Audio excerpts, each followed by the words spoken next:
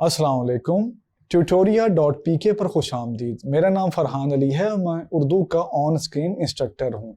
आइए हम बढ़ते हैं सबक नात के दूसरे हिस्से की तरफ। इससे पिछले हिस्से में हम आपको बता चुके हैं मुसन्निफ का तारुफ और सबक का तारुफ, नात के बारे में हम डिस्कस कर चुके हैं, ये नात की हैत को डिस्कस कर चुके हैं, उसके आहंग के बारे में बता चुके हैं और उसका खुलासा, मुश्किल अल्फाज के मानी और तशरीह हम आपके सामने पेश कर चुके हैं। अब हम बढ़ते हैं इस सबक के मशकी सवालात के हल की तरफ। तो देखते हैं कि पहला सवाल क्या है और हमसे क्या पूछा गया है। पहला सवाल है कि मुख्तसर जवाब दें। तो हम इस बात को दोहराते चलें कि आप पंजाब के किसी भी इलाके से ताल्लुक़ रखते हैं, आपका जो बोर्ड का पेपर होगा उसमें इस तरह के सवालात आएंगे जिन पर यह लिखा होगा कि इन सवालों के मुख्तसर जवाब दें। तो 2 नंबर का ये एक सवाल होता है। टोटल कितने नंबर का होगा ये डिपेंड करता है कि किस बोर्ड का आप पेपर दे रहे हैं, उसके पेपर निकलवा लें और उसके मुताबिक जो है आपको पता लग जाएगा। हम आपको ये बताते चलें कि टेक्स्ट के मुताबिक आपने जवाब देने हैं, किताब को देखते हुए जवाब देने हैं और 1 से 3 लाइनों में इसका जवाब काफ़ी होता है। तो आइए देखते हैं कि पहले जुज़ में हमसे क्या पूछा गया। पहले जुज़ में ये पूछा गया है कि सबा कहाँ से आती है। तो आप ये लिखेंगे कि नात के मुताबिक सबा शहर मदीना से आती है।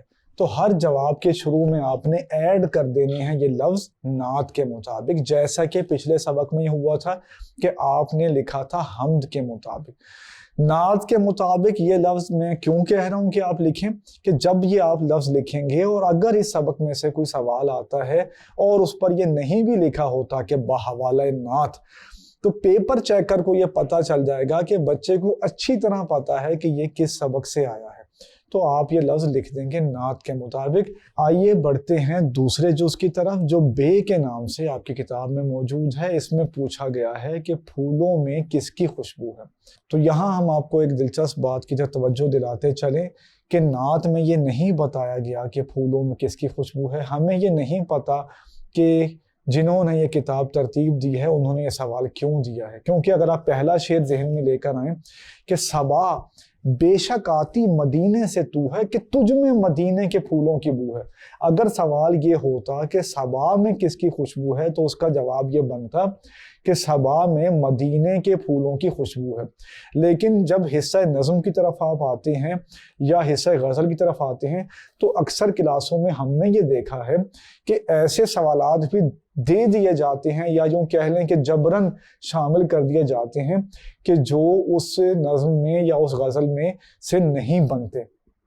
तो भाई अगर ऐसा सवाल नहीं बनता तो आप ना दें उसको। खैर ये तो थी हमारी एक छोटी सी गुजारिश, लेकिन क्योंकि ये सवाल किताब में मौजूद है और इसका कोई ना कोई तो जवाब देना है, तो आप इसके जवाब में ये लिख देंगे कि नात के मुताबिक फूलों में मदीने की फ़ज़ा की खुशबू है। तो क्योंकि वो फूल मदीने के हैं तो उससे आप ये जवाब जो है ये अखज़ कर लेंगे कि फूलों में मदीने की जो फ़ज़ा है उसकी खुशबू है। आइए बढ़ते हैं अगले जुज़ की तरफ। तीसरा जुज़ जो जीम के नाम से मौजूद है, इसमें पूछा गया है कि शायर के दिल में कौन सी हसरत और आरज़ू है। आइए बढ़ते हैं इसके जवाब की तरफ। तो इसके जवाब में आप लिखेंगे कि शायर के दिल में ये हसरत और आरज़ू है कि उसकी ज़िंदगी दरे रसूल सल्लल्लाहु अलैहि वसल्लम पे बसर हो, इसी तरह जब उसकी मौत आए तो वो भी नबी सल्लल्लाहु अलैहि वसल्लम के आस्ताने पे आए। तो तीसरे जुज़ का जवाब आपने मुलाहिजा किया। आइए बढ़ते हैं इससे अगले जुज़ की तरफ। चौथा जुज़ जो दाल के नाम से आपकी मश्क मौजूद है, इसमें यह पूछा गया है कि शायर किस बात में अपनी हुर्मत और आबरू ख्याल करता है। ख्याल करना का मतलब होगा कि शायर किस बात में ये फील करता है, महसूस करता है, उसका क्या मानना है। ठीक है, ख्याल करने का मतलब होगा मानना, उसका क्या मानना है कि उसकी हुर्मत और आबरू किस चीज़ में है। आइए नात के मुताबिक इसका जवाब देते हैं। तो आप ये जवाब में लिख देंगे कि शायर अपनी हुर्मत और आबरू इस बात में ख्याल करता है कि आप सल्लल्लाहु अलैहि वसल्लम के उसवाए हसना पे चलते हुए उसकी मौत आए, वो आप सल्लल्लाहु अलैहि वसल्लम की मोहब्बत की राह में फना हो जाए। आपने इस जुज का जवाब मुलाहिजा किया। आइए इससे अगले जुज की तरफ बढ़ते हैं। ये इस सिलसिले का आखिरी जुज है जो हे के नाम से आपकी किताब में मौजूद है। देखते हैं इसमें हमसे क्या पूछा गया है। इसमें हमसे पूछा गया है कि तूती और बुलबुल किसका जिक्र करते हैं। तो इसका जवाब आप किस अंदाज में देंगे?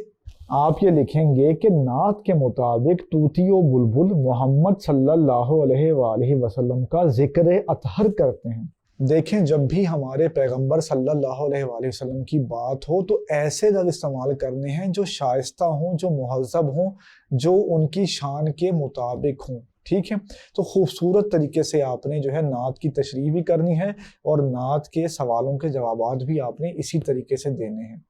आइए बढ़ते हैं सवाल नंबर 2 की तरफ।